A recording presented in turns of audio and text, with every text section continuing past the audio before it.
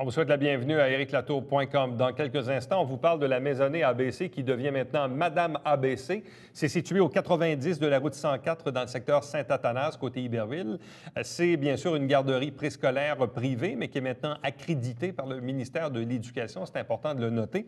On va en parler bien sûr dans quelques instants avec José Bergeron. Mais d'abord, parlons de recyclage, parlons de ramassage d'ordures, parlons également des écocentres, ceux de Saint-Luc, Iberville et de la Colle. Le bilan est quand même intéressant, surtout au niveau des écocentres. Le ramassage des feuilles mortes également, qui fut un succès. Le ramassage des électroniques également, les vieux appareils, les vieilles télés, ces trucs-là.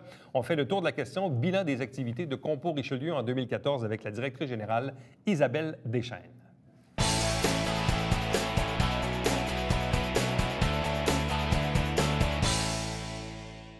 Faisons maintenant le bilan des activités de Compo-Richelieu pour 2014. Parlons principalement d'ordures, mais aussi de recyclage, de l'activité au niveau des écocentres. Avec nous pour en discuter, la directrice générale de Compo-Richelieu, Isabelle Deschênes. Bonsoir et bienvenue. Bonjour. J'ai cru comprendre, parce que lundi soir, il y avait conseil de ville, Mme Marcoux, qui est la présidente de Compo, avait fait un peu état des faits saillants du bilan de 2014. J'ai cru comprendre donc que 2014 offre des statistiques intéressantes. Donc, visiblement, les gens consomment davantage les écocentres. Également, les gens recyclent davantage? Oui, en effet, on est super content de toute l'information, dans le fond, qui se retrouve dans le rapport d'activité 2014, d'ailleurs, qui est en ligne sur notre site Internet. Alors, il s'est passé une foule de choses au cours de l'année, entre autres, parmi les faits saillants, bon, évidemment, l'implantation du bac à ordures sur roue, notre projet de plateforme de compostage, le vif succès de la collecte des feuilles, les rénovations également qui ont eu lieu, puis au niveau des ordures ménagères, une diminution du tonnage destiné à l'enfouissement. C'est ça, on parle d'une baisse d'environ 2 donc oui, une baisse de 285 tonnes au niveau des ordures ménagères. Oui, c'est ça. Donc, inévitablement, s'il y a moins d'ordures dans les bacs verts, c'est donc que les gens ont recyclé davantage. Est-ce qu'il y a une cause à effet? On aimerait en arriver à cette déduction-là. Malheureusement, si on regarde les résultats de la collecte sélective, collecte des matières recyclables, on observe également une légère diminution des matières qui ont été recyclées au niveau de l'année 2014. On parle de 1,86 Oui, c'est vraiment léger. C'est minime. C'est minime. Puis je vous dirais que cette corrélation-là des résultats au niveau des matières recyclables, on l'observe également dans la majorité des municipalités. Ah oui? Les matières recyclables, c'est encore cette année, tout comme l'a été en 2014, un défi. C'est un défi de sensibilisation, d'information. D'ailleurs, au dernier salon d'été à laquelle Compo-Richelieu était présent, on a pu constater que les gens sont mélangés. Qu'est-ce qui se récupère? Qu'est-ce qui se récupère pas? Au niveau des plastiques, les numéros, on rince-tu, on rince-tu pas? En 2014, dans les médias, on a beaucoup parlé de la polémique du verre. Le verre, est-ce qu'on continue à le mettre dans le bac de récup? Est-ce qu'on ne le met plus? Ça a des effets, ça? Oui, ça a des effets. Alors, nous, on considère qu'on est quand même satisfait des résultats au niveau de la collecte sélective parce qu'on s'entend, là, je crois, c'est 0,58 au niveau du tonnage de diminution, mais quand même, nous, ce qu'on veut, c'est détourner toujours un maximum. Donc, Mais en même temps, bon, c'est sûr que des fois, on essaie de faire une corrélation avec les chiffres, mais si les ordures ménagères ont baissé de 2 que les matières recyclables aussi ont baissé de près de 2 ouais.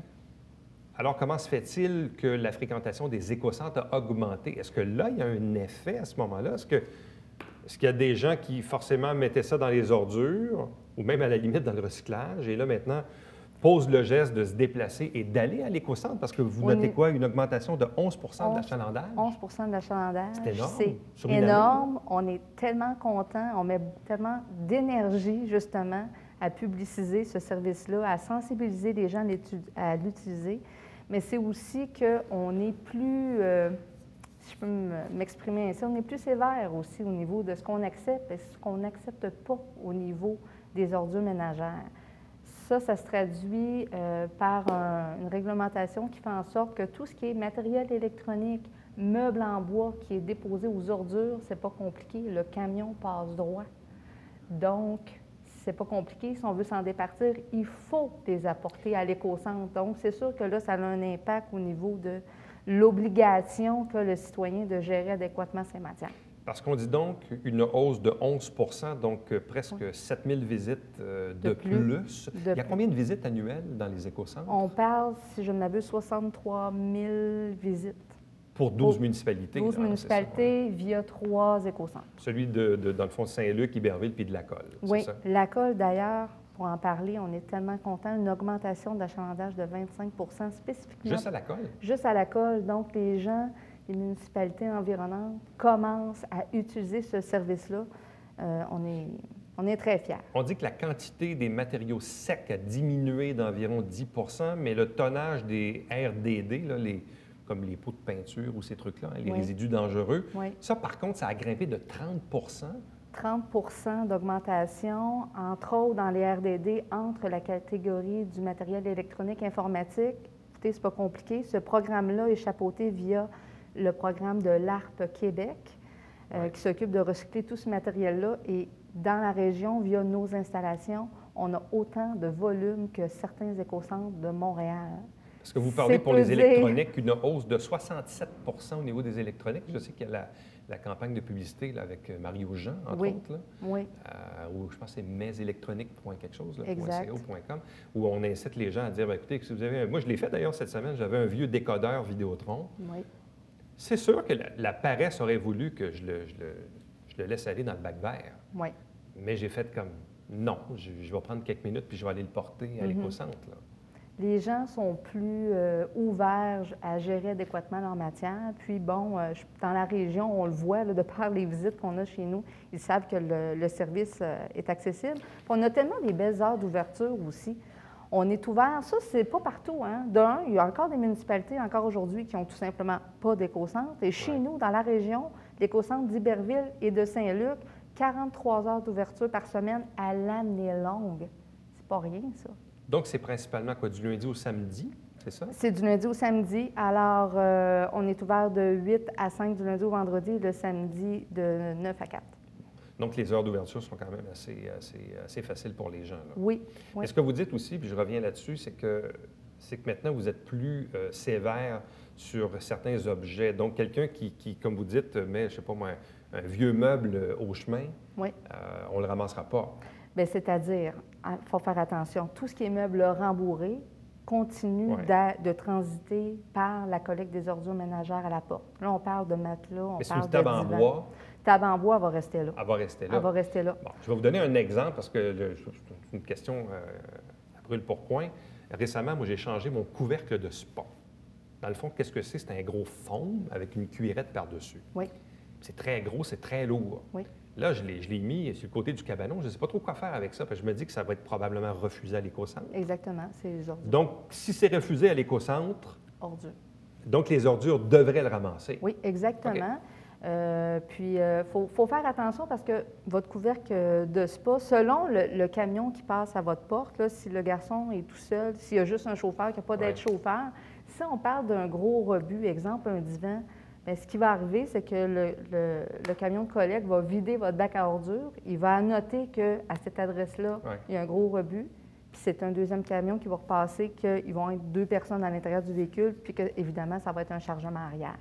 Fait qu'il faut faire attention à ce niveau-là. Là. Des fois, il ne faut pas penser « Ah, il a vidé mon bac, il est parti. » C'est un des facteurs qu'on voit souvent, là, les gens, quand ils voient qu'il y a seulement que le bac de vidé, ils s'inquiètent un petit peu. Vous y avez fait mention en début d'entrevue au niveau des feuilles mortes, parce que là, on a des tonnages aussi assez impressionnants. Oui, on est très heureux parce que, bon, les feuilles mortes, c'était géré dans, je dirais, plusieurs municipalités, mais via l'interne respectif de chacune de ces municipalités-là. Compo-Richelieu s'occupe depuis plusieurs années de la collecte des feuilles d'automne pour la ville de Saint-Jean-sur-Richelieu, mais on a voulu greffer ce service-là à d'autres municipalités qui sont sous notre gestion. Donc, on a Saint-Blaise-sur-Richelieu et Venise en Québec qui se sont joints à l'initiative de la ville de Saint-Jean pour l'année 2014.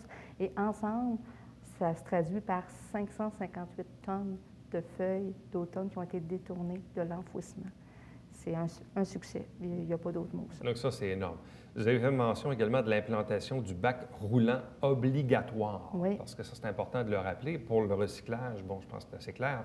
Mais pour les ordures, dorénavant, est-ce que pas mal tout le monde s'est conformé? Parce qu'en réalité, il y avait déjà pas mal de gens qui avaient des bacs roulants. Exactement. Ça fait partie de nos faits saillants parce que on a tellement mis d'énergie à publiciser cette implantation-là que dorénavant, les ordures ménagères, pour bénéficier du service, le citoyen doit être muni d'un bac ordures obligatoire à prise européenne. Oui.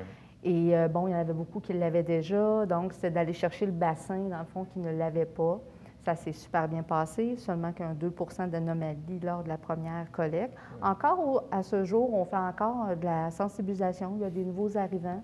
Donc, c'est toujours bon de revenir à la charge pour s'assurer que le message passe, mais je vous dirais que ça se passe très, très bien. Bon. Quels seront maintenant les défis pour 2015? Évidemment, l'année est déjà entamée, mais ce qui me faisait... Évidemment, hier, j'étais au conseil de ville, puis Mme Marcoux, dans les faits saillants, disait à chaque année, le gouvernement resserre les objectifs. Donc, à chaque année, on en demande toujours un peu plus pour atteindre les objectifs gouvernementaux. En quoi ça a des effets sur vos opérations, cette atteinte d'objectifs fixés par le gouvernement? Bien, au niveau des objectifs, là, vous faites allusion à la politique québécoise de gestion de matières résiduelles qui, dans le fond, pour Compost, c'est notre outil de travail qui stipule 5 objectifs. Et entre autres, de par ces objectifs-là, pour le plan 2011-2015, c'est de détourner 60 de la matière organique. D'où notre intérêt, ou plutôt nos efforts à travailler sur l'implantation prochaine de la collecte à 3 voies, c'est-à-dire l'implantation le bac brun. Ouais. Exactement. Donc ça fait partie de nos défis parce que, bon, on parle de sortir 60 de cette matière-là d'ici 2015 et 100 d'ici 2020. Donc ça, c'est bien beau, là, de dire on distribue des bacs, là, mais il faut savoir quoi faire avec la matière. Et actuellement, c'est un projet de cette nature-là qu'on essaie d'implanter de par notre projet de plateforme de compostage. Bon, parce qu'en même temps, si on instaure le bac brun, je présume qu'il doit y avoir des coûts additionnels, quoiqu'en même temps, si on réduit d'un côté l'enfouissement, puis que de l'autre, on composte, là, il y a sûrement une formule mathématique. Exactement, puis il va y avoir un remaniement aussi au niveau de la collecte, parce qu'en principe, une fois que la collecte à 3 voies va être là, dans la poubelle, il ne reste plus grand-chose. Donc, ultimement, il reste quoi? Certaines décisions politiques à prendre, je présume, au niveau de la MRC? On est en attente d'autorisation au niveau de la CPTAQ par rapport à ce projet-là, qui est une plateforme de compostage en circuit fermé avec filtration de l'air. Un super beau projet. Donc, pour les citoyens, dans le meilleur des mondes, le bac brun pourrait faire son apparition dans quoi? 6 mois, 1 an, 2 ans? Selon les autorisations qu'on espère recevoir, là, nous, ce qu'on souhaite, c'est procéder à la construction de l'usine au cours de l'année 2016 pour implanter la collecte en 2017. Ça s'en vient. Mais on s'en va vers là. On s'en va vers là. On nous le demande, donc on répond à cette demande-là. Isabelle Deschênes, merci infiniment. Merci. Puis on invite les gens, d'ailleurs, si vous avez des questions, si vous désirez vous renseigner, qu'est-ce qu'on met aux ordures, qu'est-ce qu'on recycle, les heures d'ouverture des écocentres, il y a toujours le site compo.qc.ca pour obtenir toutes les informations. Merci. Restez avec nous, puisqu'au retour, on vous parle de Madame ABC.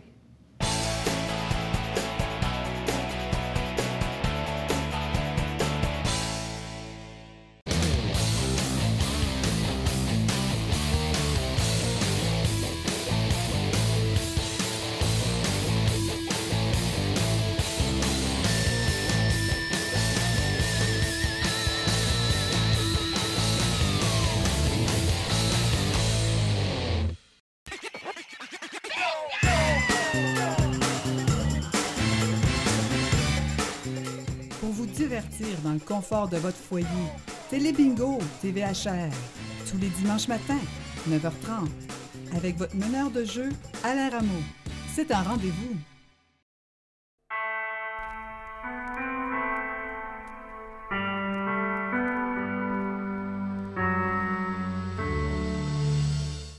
Coulisses Bêta, version 3.0, jeudi, 19h.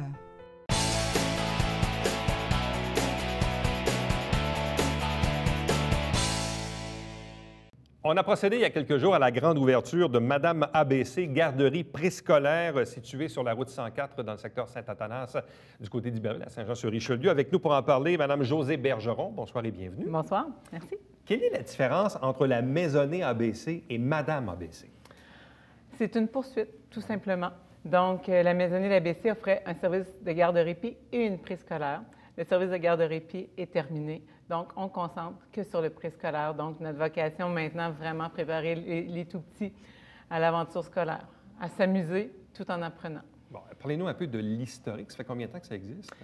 La maisonnée, elle a eu 10 ans en 2013 et Madame ABC, bien, on est en parcours parce que la demande de permis, ça a pris 2 ans. Compléter, faire les rénovations, mettre tout le nécessaire pour être conforme. Donc, on est en finale. Donc, ça fait 2 ans que Mme ABC travaille. C'est certain qu'on a eu des petits groupes de 6. On a travaillé, on n'a pas lâché. On a continué à peaufiner nos programmes, mais on va être en ouverture officielle en août 2015. Donc, très bientôt, là, dans quelques semaines. Oui. Est-ce que je comprends que Madame ABC, c'est devenu avec le temps votre surnom? Ah, oui. C'est ça l'affaire? OK, je Oui. juste être sûr. Oui, oui. Oui. Bien, la maisonnée, c'était long pour les enfants, la maisonnée de l'ABC. Fait que là, tout le monde faisait « Ah, c'est l'ABC. » C'est Madame ABC, c'est ça? Et voilà. Et les enfants m'ont appelé, a fini par m'appeler Madame ABC. Puis l'image avec le publiciste, on a dit « OK, pourquoi on ne se tenterait pas l'aventure avec Madame ABC? » Et oui. Expliquez-nous un peu votre monde à vous, parce que je vois même dans votre communiqué de presse, on dit à la suite d'un avis de non-conformité en lien avec un changement de loi, etc., etc. Ouais. Est-ce que c'est compliqué opérer, démarrer une garderie? Est-ce que c'est de la paperasse, des fonctionnaires? C'est quoi expliquez-nous un peu le contexte dans lequel vous œuvrez. Bien, c'est certain qu'on est régi à tous les niveaux, autant au niveau du bâtiment, au niveau du personnel, au niveau de la réglementation en ce qui concerne le programme éducatif, qu'est-ce qui doit être dans le programme éducatif. Donc oui, on est régi au point de vue du ministère de la Famille sur l'ensemble. Par contre, ce qu'on a travaillé fort avec Mme ABC, c'est de dire au ministère qu'il y a possibilité de rencontrer les normes en étant différents. Et ça, quoi, il faut le prouver, il faut l'expliquer, il faut le justifier. Oui, oui, en 3 copies. En 3 copies. Copies papier, 3 copies informatiques. Et en quoi vous êtes différent, disons, d'une garderie dite conventionnelle ou qui répond aux normes du gouvernement, là? Bien, tout est dans le programme éducatif. Puis tout est dans la façon dont on l'anime, ce programme-là. Parce que l'apprentissage, pour moi, c'est hyper important que ce soit ultra ludique. Donc, l'enfant, il s'amuse, c'est tout. Puis je m'amuse autant que lui. Hein? Ouais. Et l'enfant est pris au cœur. Nous, la grosse différence, c'est que les enfants circulent d'une pièce à l'autre. Donc, les salles ont des thématiques. Donc, il y a la salle de musique, la salle de bricolage, la motricité globale. Et l'enfant, tout au long de son parcours, se promène d'une salle à l'autre. Donc, on le garde en éveil, on le stimule parce que les salles ont des vocations différentes, donc des décors différents, des allures différentes, des outils différents aussi pour s'amuser à l'intérieur.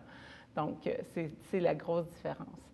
Puis, nous autres, le programme éducatif en préscolaire, on travaille de 8h30 à 12h15, donc c'est un 4 heures que l'enfant se promène à travers tout ça. Bon. Parlez-nous un peu des services offerts par Mme ABC. Mme ABC, c'est surtout le volet préscolaire, donc du 3-5 ans, temps partiel et temps plein. Les donc, deux? Oui. Oui. Moi, je crois énormément Jusqu'à concurrence de combien d'enfants? 40 enfants par jour. C'est 40 enfants par jour? Oui. Et sur les 40 par jour, il y en a combien là-dessus qui sont en plein temps partiel? Il va y avoir un groupe de 10 à temps plein. Donc, lui, il va faire du 5 jours. Puis on va avoir 3 groupes, un groupe de 3 ans puis 2 groupes de 4 ans qui vont circuler. Parce que les groupes de 4 ans sont à 2 fois semaine. Puis, ils peuvent faire du 3 et du 5. Puis, les 3 ans sont qu'à 2 fois semaine parce qu'on promouvoit encore... je crois beaucoup à l'intégration avec les familles. Je crois encore que la maman a un grand rôle à jouer. Donc, j'offre l'opportunité aux mamans aussi qui veulent partager petit entre un milieu familial plus petit, plus cocooning, mais qui veut de la stimulation 2 jours puisse le faire. Donc, je crois beaucoup au temps partiel, je l'offre. Est-ce que c'est parce que moi, je suis plus, évidemment, mes enfants sont plus vieux, mais aujourd'hui, là, quand on a une place en garderie, puis là, on savait que des fois, parfois, les gens, Ouais. tu sais, ils ne veulent pas l'envoyer 5 jours par semaine, mais parce qu'ils veulent une place, ils ont une place. Puis l'exemple, si moi, j'ai une place en garderie, puis là, je l'envoie chez vous 2 journées par semaine ou des demi-journées, est-ce que ça vient compliqué pour les parents à gérer ça? Sincèrement, c'est peut-être le défi du parent. J'ai pas de solution. Bien oui, je l'offre la solution. Il y a le groupe 5 jours qui peut être Oui, c'est ça, disponible. vous offrez le temps plein. Ouais. Là. Mais- Si on remplit deux groupes de temps plein, on le fera. Puis si un jour je deviens, on le fera. Mais je crois beaucoup au temps partiel. Je pense qu'il y a beaucoup de mamans qui font des choix de carrière. Je parle peut-être en connaissance de cause. J'ai fait le choix de carrière. Ouais. Je suis arrêtée 8 ans pour mes 4 enfants. Donc, puis à cette époque-là, il n'y avait aucune opportunité. Je trouve que c'est une lacune parce que c'est pas parce qu'on choisit d'élever nos enfants qu'on n'a pas besoin d'une stimulation extérieure. Puis pour les préparer à la vie scolaire, ils ont besoin, à l'âge de 4 ans, d'aller hors des sentiers battus, sans maman, sans papa, pour apprendre puis valider leur estime de soi, puis savoir qui ils sont, puis comment on interagit dans cette micro-société-là. Là. Puis là, c'est une question un peu de base, mais pour les néophytes, c'est quoi la différence entre, je sais pas moi, un CPE ou une installation, un service de garde en milieu familial et une garderie préscolaire? Là? C'est quoi la différence? Moi, au niveau préscolaire, c'est certain que tout est axé vers le développement des 5 compétences de l'enfant. Donc, on va développer son langage, sa motricité fine, sa motricité globale. On va développer tout son aspect estime de soi, compétence à interagir avec les autres. On va développer aussi tout le volet créatif. Puis, on va aussi développer toute la dextérité fine nécessaire pour l'apprentissage à l'école. C'est certain que moi, à l'école, en milieu familial, quelquefois, on manque d'outils. Moi, je suis full outils. Puis les enfants circulent, donc ils peuvent essayer puis évoluer là-dedans. Vous, avant d'avoir ce projet-là, ou en fait même avant la naissance de vos 4 enfants, vous étiez dans quel domaine auparavant? J'enseignais la chimie et la physique au secondaire. Chimie, physique au secondaire? Oui. Puis après vos 4 enfants, vous avez dit, je ne retourne pas là-dedans? Non. Le milieu scolaire avait ses lacunes. J'adore enseigner, j'adore ce que je fais, j'adore les enfants, j'adore voir leur étincelle dans les yeux, mais le cadre scolaire, c'était pas fait pour moi. Vous avez enseigné combien d'années? 4 ans après mon baccalauréat. Wow. Vous avez fait 4 ans, chimie, physique au secondaire, à des jeunes de 13, 14, 15 dans ce coin-là. Oui, moi j'avais secondaire 4, Là, secondaire vous avez 5. eu 4 enfants, assez rapprochés, quoi? En 8 ans. En 8 ans.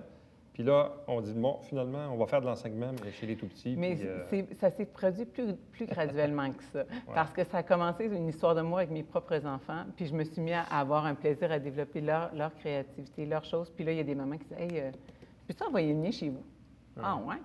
Je peux faire ça, tu penses? Ouais. Fait que là, les amis venaient, ils venaient partager 2-3 après-midi. Puis à un moment donné, ça a pris plus d'espace dans mon cœur et dans ma vie. Puis j'en ai fait un métier. Bon, c'est toujours plate de parler d'argent, mais je pense que c'est important de le faire pour bien comprendre. Oui. Bon, les gens ont des places à 7 Oui. Il y en a des fois que c'est des places privées, mais là, après Oui. ça, ils ont comme des crédits ou des retours d'impôts, 3 Oui. mois, etc. Là, évidemment, quand on envoie quelqu'un chez vous, soit à temps plein ou à Oui. temps partiel, les coûts, ça représente quoi? Et en quoi sont-ils déductibles de quelque chose, là? Bien, en ayant un permis du ministère de la Famille, je suis complètement déductible au même titre que n'importe qui. OK. On émet des reçus d'impôts, des relevés 24, et aussi on signe les papiers de retour anticipé d'impôts. Donc, tout ça est disponible chez nous, au même titre que dans d'autres préscolaires, d'autres établissements privés. C'est certain qu'à la différence, chez nous, il faut débourser le 50 $ par jour et le retour revient après, alors qu'à 7 $, bien, on sait que ben là, on n'est plus tout à fait à 7. Il y en a qui sont rendus à... Oui, c'est vrai, je suis d'un vieux chiffre, moi. Là. On monte tranquillement. Donc, chez vous, dans le fond, c'est 50 $ par jour. Oui. C'est ça le tarif. Mais Oui. de ce tarif-là, évidemment, Selon... comme vous êtes accrédité par le ministère, Oui.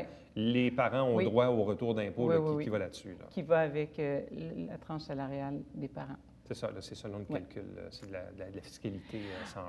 Oui, pas pas mon de domaine du Pas tout. de la chimie. Non, pas de la chimie du tout. Et donc là, en ce moment, donc vous dites le projet de Madame ABC est en préparation en prévision de l'automne. Oui. Donc, est-ce que vous avez encore des places de disponibles? Est-ce que les inscriptions sont ouvertes? Oui, on est en pleine séance d'inscription, on est en pleine séance d'information. Les gens peuvent venir téléphoner, aller sur le site Internet, prendre les renseignements, peuvent téléphoner. Je prends des rendez-vous tous les jours pour des visites des nouveaux locaux parce que l'établissement fait complètement peau neuve, autant intérieur qu'extérieur. Donc, à ce moment-là, ça nous donne... on vous invite à venir voir les locaux. Dernière question, parce que je vois, entre autres, sur vos publicités, bon, on dit Madame ABC, préscolaire pour les enfants 3-5 ans. Et là, vous mettez un sceau approuvé par le ministère. En quoi c'est important pour vous de le mentionner, ça, que vous êtes approuvé par le ministère? Bien là, veux pas, je suis le même visage que la maisonnée de l'ABC, donc c'est pour démontrer à la clientèle, la clientèle fidèle qui était là, qu'on a persévéré puis qu'on a été chercher tout ce qu'il fallait pour maintenant que ça n'arrive plus, ce qui est arrivé. Fait qu'on part total safety. Madame ABC, merci beaucoup. Merci Bonne à chance vous. dans vos projets. Merci. Restez avec nous. Au retour, on vous présente le Bavière quotidien.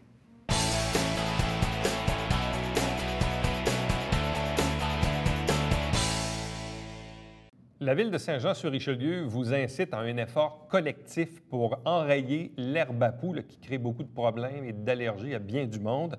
Soit que vous fauchez l'herbe à poux, que vous arrachez le plant. Donc, si parfois vous arrivez face à cela sur votre terrain, ça a l'air un peu d'en arracher juste un. Mais si tout le monde fait ça, bien, on va peut-être finir par, peut-être pas éradiquer, mais en tout cas enlever pas mal, enrayer le phénomène de l'herbe à poux.